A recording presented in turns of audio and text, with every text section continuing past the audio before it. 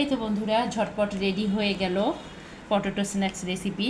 একদম চায়ের সঙ্গে জমে যাবে। একবার হলেও বাসায় ট্রাই করে দেখবেন আর কমেন্টে জানাবেন কেমন হয়েছে। এটা এই যে বাহিরের দিকে যে ক্রাঞ্চি, ভেতরে একদম নরম, খুব সুন্দর মজাদার। তো এটা সস দিয়ে খেতে দারুণ লাগবে, একদম বাচ্চাদের একদম প্রিয় একটা জিনিস। তো ভালো লাগলে অবশ্যই কমেন্টে জানাবেন। আসসালামু আলাইকুম সবাইকে। আপনারা সবাই কেমন আছেন? আশা করি ভালো আছেন। আমরা আল্লাহর রহমতে ভালো আছি। প্রতিদিনের মতো আজকেও হাজির হলাম। তো যেহেতু বৃষ্টি একদম চলতে আছে, বৃষ্টির দিনে একটু চটপটা খেতে ভালো লাগে, তো আজকে ভাবলাম আলু দিয়ে একটা রেসিপি তৈরি করব। বিকেলের নাস্তা চায়ের সঙ্গে একদম জমে যাবে, সেটাই আপনাদের সঙ্গে শেয়ার করব। 3টে আলু দিয়ে পরিবারের সবার নাস্তা হয়ে যাবে। তো আমি আলু দিয়ে নাস্তাটা কিভাবে বানাবো সেটা আপনাদের সঙ্গে আজকে শেয়ার করব বন্ধুরা। তো দেখতে থাকুন। আমি এখানে বড় সাইজের 3টে আলু নিয়েছি। আমি এখন আলুগুলোকে পরিষ্কার করে নেব। আলুগুলোকে আমি ছিলে নিয়েছি, এখন পরিষ্কার করে নেব, নিয়ে আমি সেদ্ধ করব। সেদ্ধ করার পর আমি আলু দিয়ে নাস্তাটা রেডি করব ঝটপট। খুব অল্প সময়ের মধ্যে ঝটপট হয়ে যাবে। তো এখানে আমি আলুগুলো ফালি করে নিয়েছি, আলুগুলো বসিয়ে দিয়েছি। সেদ্ধ হয়ে গেলে আমি নাস্তাটা রেডি করে নেব, একদম ঝটপট রেডি হয়ে যাবে। আলুটা সেদ্ধ হয়ে গেছে। অফ ক্যামেরায় আমি আলুটাকে ম্যাশ করে নিয়েছি, সুন্দর করে একদম মিহি করে নিয়েছি। এখন আমি একে একে সবগুলো উপকরণ দিয়ে দেব। প্রথমে আমি দিয়ে দেব 1 টেবিল চামচ কর্নফ্লাওয়ার।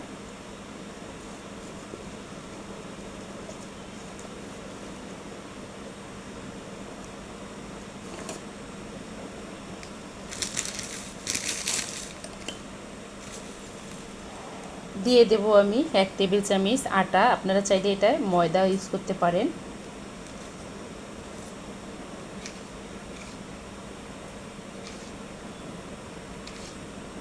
দিয়ে দেব স্বাদ মতো লবণ। আমি এখানে দিয়ে দেব কেটে রাখা ধনিয়া পাতা। ধনিয়া পাতাটা দিলে খেতে দারুণ লাগে সব কিছুতে।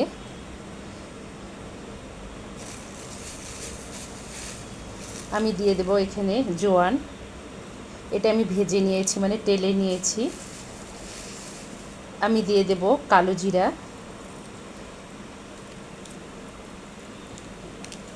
দিয়ে দেব আমি চিলি ফ্লেক্স। ভেজে নেওয়া চিলি ফ্লেক্সটা আমি দিয়ে দিলাম।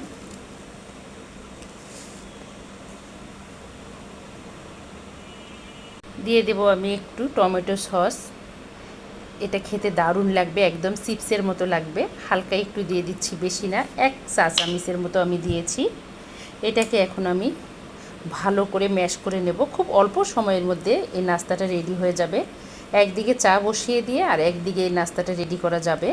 এটাকে আমি এখন ভালো করে একদম মুছে নেব। এতে কালো জিরা জোয়ানটা দেওয়াতে টেস্টটা অন্যরকম চলে আসবে। সব কিছু আমি পরিমাণ মতো দিয়েছি, আর কিচ্ছু লাগবে না। এটাকে এখন আমি ভালো করে মুছে নিয়ে 10 মিনিটের জন্য রেস্টে রেখে দেব।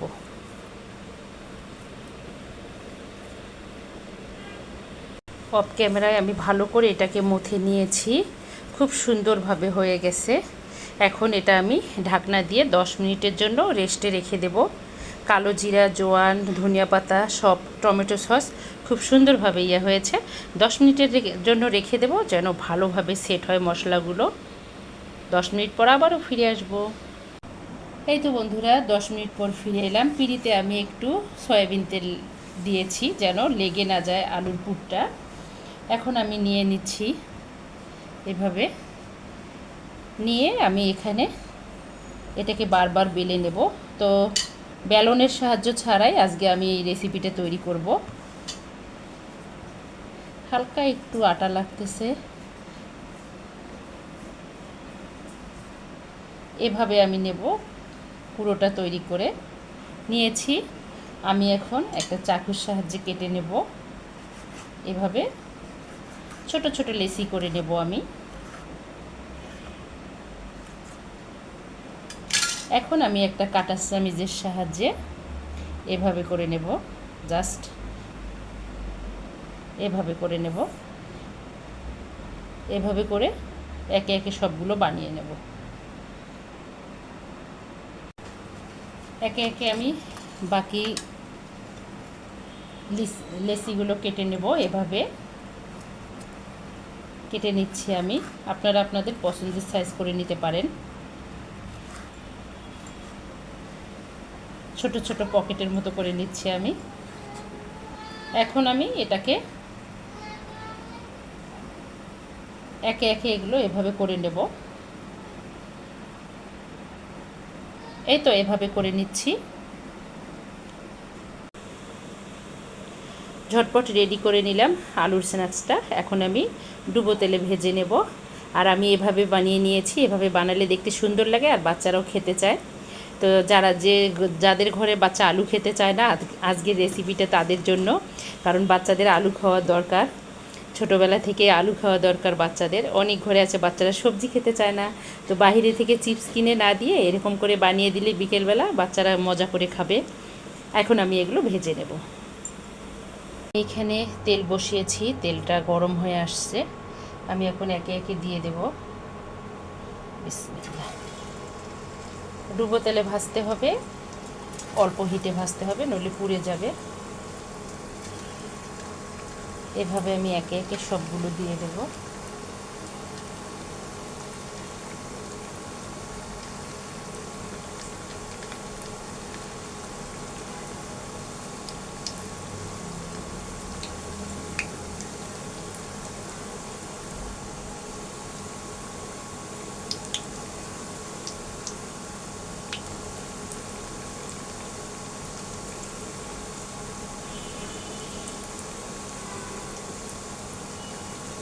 এই তো আমি এখন এপিট ওপিট করে ভেজে নেব খুব সুন্দর করে।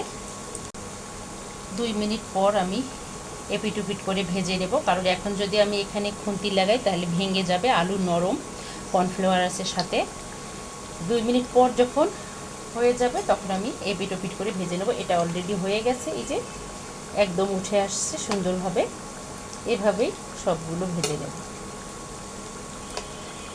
অল্প হিটে ভাজতে হবে, নইলে পুড়ে যাবে, ওপরটা পুড়ে যাবে আর ভেতরটা কাঁচা থাকবে।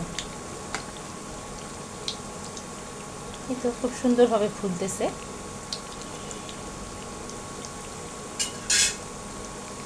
প্রথম ব্যাচটা ভাজা হয়ে গেছে, আমি এটাকে তুলে নেব। এখন সেকেন্ড ব্যাচটা ভেজে নেব খুব সুন্দরভাবে। আমি ব্রাউন কালার করে নিয়েছি, হালকা ব্রাউন, বেশি করলে পুড়ে যাবে, খেতে ভালো লাগবে না। এটাই হয়েছে, একদম মুসমুসে লাগবে খেতে। আমি এখন একে একে তুলে নেব সবগুলো। এখন সেকেন্ড ব্যাচটা ভেজে নিচ্ছি।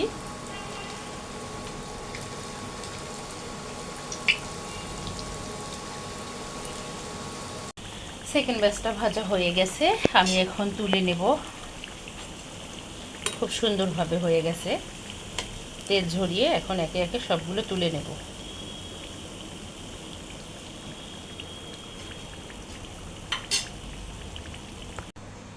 এই তো বন্ধুরা, ঝটপট রেডি হয়ে গেল পটেটো স্ন্যাক্স রেসিপি। একদম দেখতে যেমন লোভনীয় হয়েছে, খেতেও দারুণ হয়েছে। আর এটা একদম ক্রাঞ্চি হয়েছে, বাহিরটা ক্রাঞ্চি হয়েছে, ভেতরটা নরম। এটা চায়ের সঙ্গে একদম জমে যাবে। বাচ্চাদেরকে টিফিনেও এরকম করে দিতে পারেন, বাচ্চারা খুবই পছন্দ করবে। সাথে যদি সস থাকে, সস দিয়ে খেতে দারুণ লাগবে এটা। আর বিকেলে, বর্ষাকাল বিকেলে চায়ের সঙ্গে তো জমে যাবে। তো আমার এই পটেটো স্ন্যাক্স রেসিপিটা যদি দেখতে দেখতে কোনো বন্ধুর ভালো লেগে থাকে, প্লিজ আমার চ্যানেলটাকে সাবস্ক্রাইব করবেন। অর্নাস মমের সঙ্গে থাকবেন, লাইক কমেন্ট শেয়ার করবেন। সকল বন্ধুদের জন্য শুভকামনা। সবাই ভালো থাকবেন, সুস্থ থাকবেন, এই দোয়া করি। আমাদের জন্য দোয়া করবেন, আমরা যেন ভালো থাকি, সুস্থ থাকি। তো আজকে এ পর্যন্ত। আল্লাহ হাফেজ, আসসালামু আলাইকুম।